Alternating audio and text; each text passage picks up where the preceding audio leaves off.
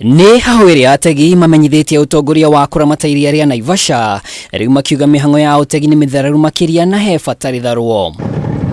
Kiriro kia ATEGI aria mahetwo marua ni kugathikwo gwa faifo nyingi makiriria cionerio iria-ini itemi ria kugucia mai ma kurima migunda-ini ya mahua. Sahi hatuna samaki na si ati ni samaki hatuna, ni lake yetu imevamiwa sana na illegal fishermen.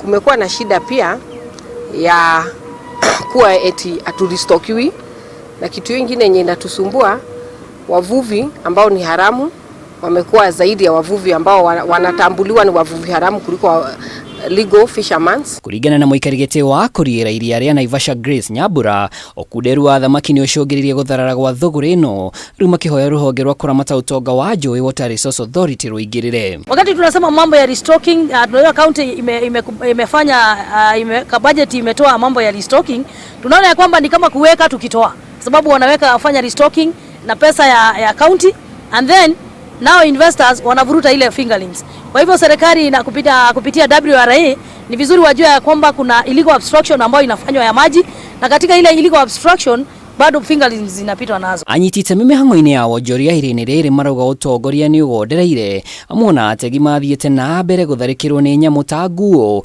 kumana na guthogwo kwa icigo iria nyamu ici cikaraga. Hakuna access yetu sisi na pia wanyama, na hii imeleta shida mingi sana. Ni kwa sababu hadi kuna wakati beach zingine zimeenda kotini na ikawa ya kwamba landing site ambazo tunapitia ama ile barabara tunapitia kuingia landing site ni barabara ni private.